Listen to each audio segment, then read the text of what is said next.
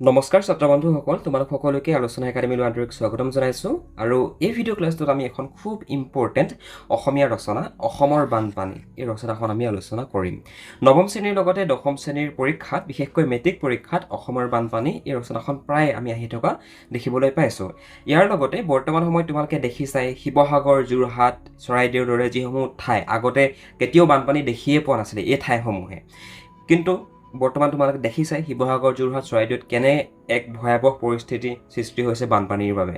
গতিকে 2026-27 এই যিখন ৰচনা অসমৰ বানপানী এই ৰচনাখন পৰীক্ষাত অহাৰ খুব বেছি চান্স আছে। গতিকে ভিডিঅ' ক্লাছটো সম্পূৰ্ণ শেষলৈকে চাবা। প্ৰত্যেকটো ইম্পৰ্টেণ্ট পইণ্ট আজিৰ এইটো ভিডিঅ' ক্লাছত আমি ডিছকাশ্যন কৰিম। 8 নম্বৰ বাবে আমি কোনখিনি কথা অন্তৰ্ভুক্ত কৰিব লাগিব প্ৰত্যেকটো কথা আজিৰ এইটো ভিডিঅ' ক্লাছতে তোমালোকে শিকিবা। অ'কে, আৰম্ভণিটো মন কৰা। অসম এখন নদীমাতৃক ৰাজ্য। মহাবাহু ব্ৰহ্মপুত্ৰ, বৰাক আৰু শতাধিক নদ নদী, উপনদী আৰু জান বিল জুৰিৰে সমৃদ্ধ এই ৰাজ্যখন প্ৰাকৃতিক সৌন্দৰ্যৰ বাবে বিশ্ববিখ্যাত।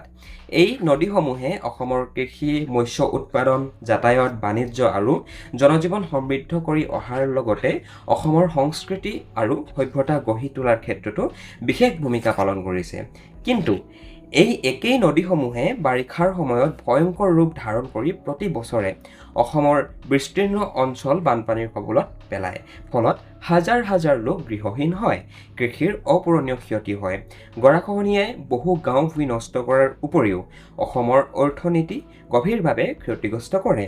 সেয়েহে অসমৰ বানপানী আজি কেৱল এক প্ৰাকৃতিক দুৰ্যোগ নহয়, ই ৰাজ্যখনৰ এক জ্বলন্ত সামাজিক আৰু অৰ্থনৈতিক সমস্যা। বানপানী হ'লে কেৱল মাত্ৰ মানুহ নতুবা জীৱ-জন্তুৰ জীৱনৰ প্ৰতি যে ভাবুকি আহে তেনে নহয়। কোনো এডোখৰ ঠাইত বানপানী হোৱাৰ লগে লগে সেই ঠাইডোখৰ বহু বেছি পিছুৱাই যায়। সেই ঠাইডোখৰত বিভিন্ন ধৰণৰ অৰ্থনৈতিক সমস্যাই গা কৰি উঠে, কিয়নো বানপানীয়ে যি ক্ষতি কৰিলে সেই ক্ষতি পূৰণ কৰিবৰ কাৰণে বহু সময় লাগে। হয়নে? বানপানী তাৰপিছত যেতিয়া বানপানী শেষ হয়, বানপানী যেতিয়া নাইকিয়া হয়, তাৰপিছত সেই ঠাইডোখৰত বিভিন্ন ধৰণৰ ডায়েৰিয়া, কলেৰাৰ দৰে বেমাৰ সৃষ্টি হয়। গতিকে বানপানী প্ৰাকৃতিক দুৰ্যোগৰ ভিতৰত ওৱান অফ দ্য ডেঞ্জাৰাছ দুৰ্যোগ হয়। অ'কে, ষ্টাৰ্টিঙত ইন্ট্ৰডাকশ্যনটোত অৰ্থাৎ আৰম্ভণিটোত তোমালোকে এইখিনি কথাকে লিখিবা। যিহেতু এছেখনত তোমালোকৰ 8 নম্বৰ দিব, এইটো 8 দেই, এইটো 4 নহয়, ঠিক আছে? 8 নম্বৰ দিব। গতিকে প্ৰত্যেকটো কথা তোমালোকে সুন্দৰভাৱে উপস্থাপন কৰিব লাগিব, তেতিয়াহে তোমালোকে 8ৰ ভিতৰত 8 নম্বৰ পাবা। বন্ধুসকল, এছেখনত আগনবঢ়াৰ আগতে তোমালোকে যদি দশম শ্ৰেণী নতুবা নৱম শ্ৰেণীত পঢ়ি আছা আৰু যদি তোমালোকে এক্সামৰ কাৰণে প্ৰিপেৰেশ্যন চলাই আছা, তেনেহ'লে তোমালোকে আমাৰ ফালৰ পৰা যদি অনলাইন টিউশ্যন কৰিব বিচৰা, টিউশ্যন ল'ব বিচৰা, তেনেহ'লে ল'ব পাৰিবা। তাৰ কাৰণে তোমালোকে এই যদি হোৱাটছএপ নাম্বাৰ দেখিছা, এই হোৱাটছএপ নাম্বাৰটোত এটা মেছেজ কৰিব পাৰা, নতুবা আমালৈ ডাইৰেক্ট ফোন কৰিব পাৰা। আমি তোমালোকক আমাৰ একাডেমীত এডমিশ্যনটো কৰাই দিম। আৰু তোমালোকে আমাৰ থ্ৰুৱেদি যদি পঢ়া, তোমালোকক আমি সকলোখিনি বস্তু গাইড কৰি দিম। প্ৰশ্ন উত্তৰ কেনেকৈ লিখিব লাগিব, তোমালোকে প্ৰশ্ন উত্তৰবিলাকৰ ফৰ্মেটটো কেনেকুৱা কৰিব লাগিব, কোনবিলাক প্ৰশ্ন কমন পৰিব, সকলোখিনি কথা তোমালোকক আমি শিকাই দিম। গতিকে তোমালোকে যদি মেট্ৰিক পৰীক্ষা নতুবা ক্লাছ 9ত পঢ়ি আছা, যদি আমাৰ থ্ৰুৱেদি পঢ়িব বিচৰা, তেনেহ'লে আমাৰ লগত যোগাযোগ কৰিব পাৰা, আমি তোমালোকক সম্পূৰ্ণ সহায় কৰিব পাৰিম। 2 নম্বৰ হেডিংটো দেখিছা, বানপানী কি? যেতিয়া অতিপাত বৃষ্টি নতুবা অতিবৃষ্টি, নদীৰ পানী উপচি পৰা, মথাউৰি ভঙা বা অন্য কোনো কাৰণত সমতলৰ এক বিস্তীৰ্ণ অঞ্চল পানীৰে প্লাবিত হয়, তেতিয়া তাকে বানপানী বুলি কোৱা হয়। বানপানী প্ৰাকৃতিক দুৰ্যোগসমূহৰ ভিতৰত অন্যতম ভয়ংকৰ দুৰ্যোগ। অসমত প্ৰায় প্ৰতি বছৰেই বাৰিষা কালত বানপানীৰ সৃষ্টি হয়। তোমালোকে 2 নম্বৰ চাব হেডিংটোত এইখিনি কথা অন্তৰ্ভুক্ত কৰিবা। তাৰমানে চোৱা, এছে লিখাৰ কিছুমান নিয়ম আছে। এতিয়া আৰম্ভণিটো তোমালোকে দেখিলা, 2 নম্বৰতে তোমালোকে এই পইণ্টটো অন্তৰ্ভুক্ত কৰিবা, বানপানী কি এইটো পইণ্ট অন্তৰ্ভুক্ত কৰিবা। বানপানীৰ বিষয়ে এটা চমু বিৱৰণ দিবা, ইমানলৈকে লিখিলে হৈ যাব। তাৰপিছত অসমৰ বানপানীৰ কাৰণ, অসমত বানপানী কিয় হয় তাৰ কাৰণকেইটাটো আমি উল্লেখ কৰিব লাগিব এছেখনত, নহয় জানো? তেতিয়াহে এছেখন শুৱনি হ'ব। অসমত বানপানী সৃষ্টি হোৱাৰ বহুতো কাৰণ আছে, তাৰে ভিতৰত কেইটামান উল্লেখযোগ্য কাৰণ হৈছে, ক্ৰম অনুসৰি তোমালোকে 1, 2, 3, 4 এনেকৈ লিখিবা। আৰু এটা কথা মনত ৰাখিবা ভাইটি ভণ্টিসকল, তোমালোকে পেৰেগ্ৰাফ ৱাইজ লিখাতকৈ এনেধৰণে যদি তোমালোকে 1, 2, 3, 4কৈ লিখা, তোমালোকে পৰীক্ষাত কম লিখিলেও বেছি নম্বৰ পাবা। সেইটো কথা মনত ৰাখিবা, কিয়নো সকলো ষ্টুডেণ্টে পেৰেগ্ৰাফ ডেভেলপ কৰিব নাজানে। গতিকে এটা চমু উপায় কি আছে, তোমালোকে এনেধৰণে পইণ্ট কৰি কৰি লিখিবা যে অসমৰ বানপানীৰ কাৰণ 1, 2, 3, 4 এনেকৈ লিখিবা তোমালোকে। 1 নম্বৰতে অতিপাত বৃষ্টি নতুবা অতিবৃষ্টি আৰু মৌচুমী বায়ু। অসমত বাৰিষা কালত প্ৰচুৰ পৰিমাণে বৰষুণ হয়। অতি কম দিনৰ ভিতৰতে অস্বাভাৱিকভাৱে অধিক বৰষুণ হোৱাৰ ফলত নদীসমূহৰ পানী একেলগে বৃদ্ধি পায় আৰু পাৰ উপচি বানপানীৰ সৃষ্টি হয়। মৌচুমী বায়ুৰ ফলত আমাৰ অসমত বাৰিষা কালত প্ৰচুৰ পৰিমাণে অত্যাধিক পৰিমাণে বৰষুণ হয় আৰু অতি কম দিনৰ ভিতৰতে অস্বাভাৱিকভাৱে অধিক বৰষুণ হোৱাৰ ফলত নদীসমূহৰ পানী একেলগে বৃদ্ধি পায় আৰু পাৰ উপচি বানপানীৰ সৃষ্টি হয়। 2 নম্বৰ পইণ্টটো হৈছে ব্ৰহ্মপুত্ৰ আৰু ব্ৰহ্মপুত্ৰ নদীৰ উপনদীসমূহ। ব্ৰহ্মপুত্ৰ বিশ্বৰ অন্যতম বৃহৎ নদী। এই নদীৰ লগত সোৱণশিৰি, ধনশিৰি, কপিলি, জীয়াভৰলী, দিখৌ, ডিব্ৰু, লুইত, দিচাং, বৰাক আদি অসংখ্য নদী সংযুক্ত হৈ আছে। এই নদীসমূহৰ বিপুল পানী ব্ৰহ্মপুত্ৰই একেলগে বহন কৰিব নোৱাৰিলে দুয়োবাৰে বানপানীৰ সৃষ্টি হয়। ব্ৰহ্মপুত্ৰ নদীৰ যিকেইখন উপনদী, উদাহৰণস্বৰূপে দিখৌ, ডিব্ৰু, লুইত, এই নদীসমূহে কি কৰে, এই নদীসমূহে যেতিয়া পানী কঢ়িয়াই আনে, বাৰিষা কালততো প্ৰত্যেকখন নদীয়ে পানী উপচি পৰে আৰু আল্টিমেটলি এই উপনদীসমূহৰ পানী গৈ পিনে ক'ত পৰেগৈ? ব্ৰহ্মপুত্ৰত পৰেগৈ। আৰু ব্ৰহ্মপুত্ৰই গোটেইসমূহ পানী একেলগতে বহন কৰিব নোৱাৰাৰ বাবে কি হয়, ব্ৰহ্মপুত্ৰৰ যি দুয়ো পাৰ, সেই দুয়ো পাৰ পানীৰ উপচি পৰে, ফলত বানপানীৰ সৃষ্টি হয়। 3 নম্বৰ পইণ্ট হৈছে নদীত পলস জমা হোৱা। এইটো খুব ইম্পৰ্টেণ্ট পইণ্ট আৰু তোমালোকে এই পইণ্টকেইটা পৰীক্ষাত অন্তৰ্ভুক্ত কৰিবই লাগিব, তেতিয়াহে তোমালোকে পৰীক্ষাত ভাল নম্বৰ আনিবলৈ সক্ষম হ'বা। ঠিক আছে? প্ৰতি বছৰে পাহাৰৰ পৰা নামি অহা শিল, বালি আৰু পলস নদীৰ তলিত জমা হয়। তোমালোকে যদি মন কৰা, নদীসমূহৰ উৎস পৰ্বতৰ টিঙৰ পৰা নতুবা পৰ্বতৰ পৰা হয়। কথা বুজি পাইছে? গতিকে সেই ওপৰৰ পৰা নদীখন যে বৈ আহে, সেই নদীখনে নদীৰ পানীত বিভিন্ন ধৰণৰ পলস, শিল, বালি তললৈ ভৈয়ামলৈ কঢ়িয়াই আনে আৰু কালক্ৰমত সেই পলস নতুবা সেই শিল বালিসমূহ নদীখনে ক'ত জমা কৰিবগৈ? অবভিয়াছলি নদীৰ তলভাগত জমা কৰিব। ফলত কি হয়, নদীৰ গভীৰতা কমি যায় আৰু অলপ পানী বৃদ্ধি পালেই নদীৰ পাৰ উপচি বানপানীৰ সৃষ্টি হয়। অ'কে, বুজি পাইছা?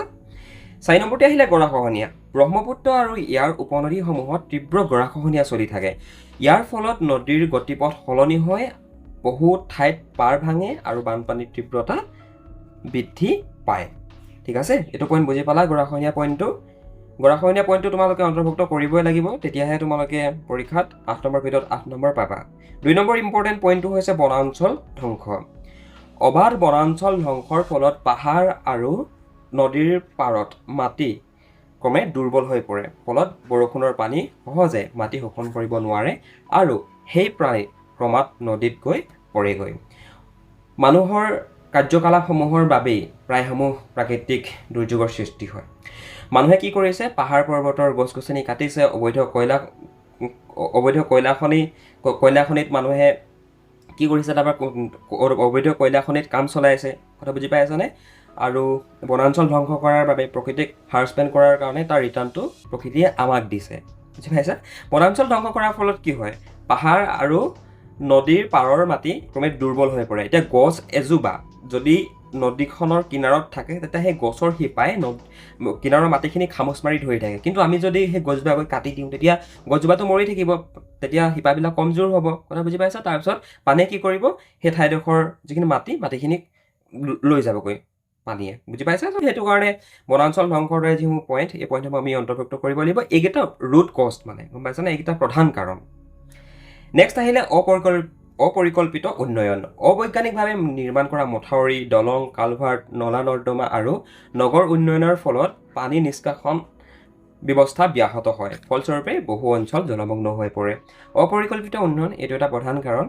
আমি যদি যিকোনো এখন টাউন নিৰ্মাণ কৰাৰ সময়ত আমি যদি তাত বৈজ্ঞানিকভাৱে আমি পানী নিষ্কাশনৰ ব্যৱস্থা যদি আমি তাত ৰূপায়ণ নকৰোঁ, তেনেহ'লে যদি পানী ইনকেছ সোমায়ো যায়, অতিবৃষ্টি যদি হয়ও, তেতিয়াও পানীটো ওলাই যাবলৈতো এডোখৰ নিৰ্দিষ্ট ঠাই লাগিব। কথাটো বুজি পাইছানে?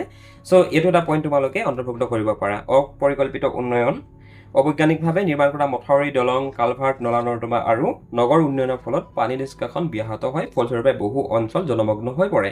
উদাহৰণস্বৰূপে গুৱাহাটী, আমাৰ অসমৰ গুৱাহাটী। জলবায়ু পৰিৱৰ্তন। বৰ্তমান বিশ্বজুৰি জলবায়ু পৰিৱৰ্তনৰ ফলত অস্বাভাৱিক বৰষুণ, আকস্মিক বানপানী আৰু চূড়ান্ত বতৰৰ ঘটনা বৃদ্ধি পাইছে। অসমৰ বানপানীৰ তীব্ৰতা বৃদ্ধিৰ অন্যতম কাৰণ হিচাপেও জলবায়ু পৰিৱৰ্তনক ধৰা হয়। বৰ্তমান জলবায়ুৰ আমূল পৰিৱৰ্তন আমি দেখিবলৈ পাইছোঁ। পৃথিৱীৰ যি গোলকীয় উত্তাপ লাহে লাহে বৃদ্ধি পাইছে, হয়নে? বিভিন্ন ধৰণৰ সমস্যাই বৰ্তমান গা কৰি উঠা আমি দেখিবলৈ পাইছোঁ। বুজি পাইছা? চ' জলবায়ু পৰিৱৰ্তন এই পইণ্টটো প্ৰায়কেইখন এছেতে, বিশেষকৈ যিকেইখন এছে প্ৰকৃতিৰ লগত ৰিলেটেড হয়, তাত আমি অন্তৰ্ভুক্ত কৰিবলগীয়া হৈছেই নহয় জানো আমি আগতে প্ৰায় 14খন এছে আমি আলোচনা কৰি আহিছোঁ যিকেইখনৰ ভিতৰত এখনটো পৰীক্ষাত 100% তোমালোকৰ আহিবই গতিকে সেইকেইখন এছো ভালদৰে তোমালোকে চাবা অসমৰ বানপানীৰ ক্ষতিকাৰক প্ৰভাৱ অসমৰ বানপানীয়ে ৰাজ্যখনৰ সামাজিক অৰ্থনৈতিক আৰু পাৰিৱেশিক জীৱনত গভীৰ প্ৰভাৱ পেলায় বানপানীয়ে অসমৰ বিভিন্ন ক্ষেত্ৰত এক ক্ষতিকাৰক প্ৰভাৱ পেলায় এক নম্বৰতে আমি কি আলোচনা কৰিম কৃষি ক্ষেত্ৰৰ ক্ষতি অসম এখন কৃষিপ্ৰধান ৰাজ্য বানপানীয়ে ধান মৰাপাট কুঁহিয়াৰ শাক পাচলি আদি শস্য ধ্বংস কৰি কৃষকসকলক আৰ্থিকভাৱে দুৰ্বল কৰি তোলে বানপানীৰ বাবে বিশেষকৈ আমাৰ খেতিপথাৰত ইয়াৰ এটা বেয়া প্ৰভাৱ পৰে হয় নহয় আমি যিসমূহ ৰুওঁ আমাৰ ধান মৰাপাট কুঁহিয়া এই সকলোসমূহ যেতিয়া বানপানী হয় চব পানীৰ তলত বুৰি যায় বুজি পাইছে সকলো ধ্বংস হৈ থাকে পুনৰ আমি বানপানী যোৱাৰ পিছত তাত একেডোখৰ মাটিতে আমি দুবাৰ খেতি কৰিবলগীয়া হয় তো এক নম্বৰতে আমি সেইকাৰণে লিখিম কৃষি ক্ষেত্ৰৰ ক্ষতি 2 নম্বৰ মানুহৰ জীৱনত প্ৰভাৱ বানপানীৰ ফলত হাজাৰ হাজাৰ পৰিয়াল গৃহহীন হয় বহু লোকে শিবিৰত আশ্ৰয় ল'বলৈ বাধ্য হয় বিশুদ্ধ খোৱা পানী খাদ্য আৰু চিকিৎসাৰ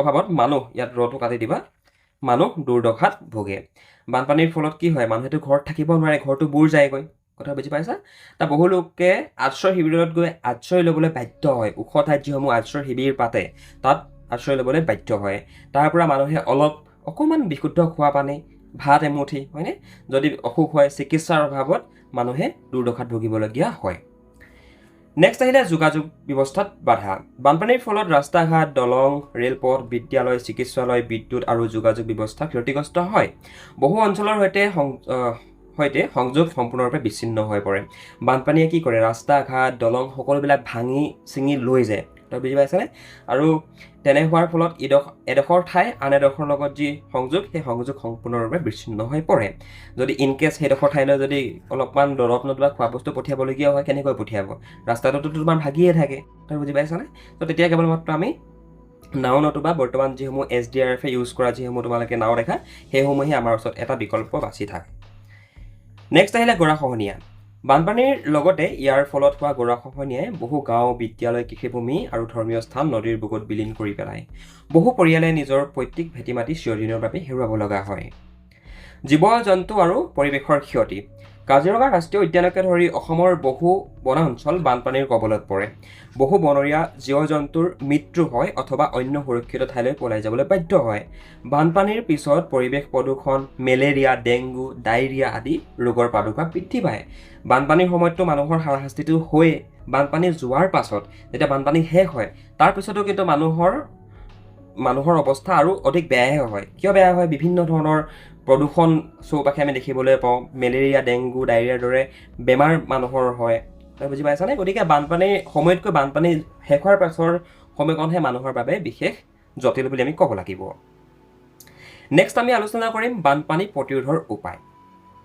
অসমৰ বানপানী সম্পূৰ্ণৰূপে ৰোধ কৰাটো কঠিন হ'লেও বৈজ্ঞানিক পৰিকল্পনা সুদূৰ প্ৰয়াসী নীতি আৰু জনসাধাৰণৰ সহযোগিতাৰে ইয়াৰ ক্ষয়ক্ষতি বহু পৰিমাণে হ্ৰাস কৰিব পাৰি ইয়াৰ বাবে তলত দিয়া ব্যৱস্থাসমূহ গ্ৰহণ কৰা উচিত এইটো পইণ্টটো আমি অন্তৰ্ভুক্ত কৰিব লাগিব এক নম্বৰতে আছে নদী ব্যৱস্থাপনা আৰু বিজ্ঞানসন্মত মথাউৰি ব্ৰহ্মপুত্ৰ বৰাক আৰু উপনদীসমূহৰ বিজ্ঞানসন্মত সমীক্ষা কৰি নদীৰ গতিপথ নিয়ন্ত্ৰণ নদীৰ তলিত জমা হোৱা পলস নিয়মীয়াকৈ খান্দি উলিওৱাৰ লগতে শক্তিশালী মথাউৰি নিৰ্মাণ কৰিব লাগিব আৰু ভঙা মথাউৰিসমূহো আমি সময়মতে মেৰামতি কৰাটো আমাৰ বাবে অতি প্ৰয়োজনীয় 2 নম্বৰ গৰাখহনীয়া নিয়ন্ত্ৰণ গৰাখহনীয়া ৰোধৰ বাবে নদীৰ পাৰ শিলেৰে নিৰ্মাণ কৰা উপৰিও জিঅ'বেগ তোমালোকে জিঅ'বেগ দেখিছা যিসমূহ ঠাইত মথাউৰিটো অলপ বেয়া হৈ যায় তাত কিছুমান বস্তাত বালিৰ দৰে বালি সুমুৱাই তাত দিয়া হয় তো সেইবিলাককে জিঅ'বেগ বুলি কোৱা হয় হয়তো বালিৰ বিপৰীতে বেলেগ কিবা থাকিব পাৰে মই ইমান ভালকৈ নাজানো কিন্তু দেখিছোঁ মানে আমাৰ ঘৰৰ ওচৰতো মথাউৰি আছে তো মথাউৰিত অলপমান যদি তাত ধুন্দ লোৱা নতুবা গাঁৱলীয়া ভাষাত ধুন্দ লোৱা বুলি কয় হয়নে তো মথাউৰি যদি অলপ বেয়া হয় তেনেহ'লে জিঅ'বেগ তাত আমি পেলোৱা দেখিবলৈ পাইছোঁ হয়তো তাত বালিৰ বিপৰীতে বেলেগ কিবাও থাকিব পাৰে দেই সিমান মোৰ আইডিয়া নাই বাঁহ আৰু গছ গছনিৰ ৰোপণৰ জৰিয়তে পাৰ সংৰক্ষণ আদি ব্যৱস্থা অধিক ফলপ্ৰসূভাৱে আমি গ্ৰহণ কৰিব লাগিব বনাঞ্চল সংৰক্ষণ আৰু বৃক্ষৰোপণ অবৈধ বনাঞ্চল ধ্বংস কৰা বন্ধ কৰাৰ লগতে ব্যাপক হাৰত বৃক্ষৰোপণ কৰিব লাগিব বনাঞ্চল সংৰক্ষণ কৰিলে মাটিৰ খহনীয়া কমিব বৰষুণৰ পানী মাটিয়ে অধিক শোষণ কৰিব আৰু নদীত হঠাতে পানী বৃদ্ধি হোৱাৰ সম্ভাৱনা কমিব আমি সেইবাবে অধিক পৰিমাণে বৃক্ষৰোপণ কৰিব লাগিব উন্নত নিষ্কাশন ব্যৱস্থা নগৰ আৰু গ্ৰাম্যাঞ্চলত বৈজ্ঞানিকভাৱে নলা নৰ্দমা কালভাৰ্ট দলং আৰু পানী নিষ্কাশনৰ ব্যৱস্থা গঢ়ি তুলিব লাগিব যাতে বৰষুণৰ পানী সহজে ওলাই যাব পাৰে মানে ড্ৰেইন ছিষ্টেমটো আমি উন্নত কৰিব লাগিব সেইটো কথাকে বুজাইছে আগতীয়া সতৰ্কতাবাণী আধুনিক প্ৰযুক্তিৰ সহায়ত বানপানীৰ আগতীয়া সতৰ্কবাণী আৰ্লি ৱাৰ্নিং ছিষ্টেম অধিক উন্নত আৰু শক্তিশালী কৰি তুলিব লাগিব সময়মতে সতৰ্কবাণী লাভ কৰিলে বহু মানুহ জীৱ জন্তু আৰু সম্পত্তি ৰক্ষা কৰিব পৰা যাব আমি যদি আগতে গম পাই যাওঁ বানপানী হোৱা যদি আমি 4-5 ঘণ্টা আগতে আমি গম পাই যাওঁ যে বানপানী হ'ব আমাৰ অঞ্চলত তেতিয়া আমি কি কৰিব পাৰোঁ আমি অলপ খাদ্য সামগ্ৰী আমাৰ যদি ঘৰটো চৰ্ট দিয়া তেতিয়াহ'লে চৰ্ট হ'বলৈ নিব পাৰিম আমাৰ গাড়ীখন ভাল এডোখৰ ওখৰ ঠাইলৈ আমি পঠিয়াই দিব পাৰিম কথা বুজি পাইছেনে চ' এনেকুৱা ধৰণৰ পইণ্টসমূহো আমি অন্তৰ্ভুক্ত কৰিব পাৰোঁ উদ্ধাৰ আৰু পুনঃসংস্থাপন বানপানীৰ সময়ত আশ্ৰয় শিবিৰ বিশুদ্ধ খোৱা পানী চিকিৎসা খাদ্য পশুখাদ্য নাও উদ্ধাৰকাৰী দল আৰু প্ৰয়োজনীয় সামগ্ৰী সঠিক সময়ত যোগান ধৰিব লাগিব বানৰ পিছত ক্ষতিগ্ৰস্ত লোকসকলৰ পুনৰ সংস্থাপন নিশ্চিত কৰাটো সমানেই জৰুৰী মই অলপ আগতে তোমালোকক কৈছিলোঁ যে বানপানী হৈ থকা সময়তকৈ তাৰ পাছৰ সময়কণ বেছি জটিল কথা গম পাইছানে যদি এখন ঘৰ বানপানীত ভাগে সেই ঘৰখন পুনৰ ঠন ধৰিবলৈ সেই ঘৰখনৰ মানুহকেইজনক 7-8 বছৰ সময় লাগিব কিমান কষ্টৰে গোটেই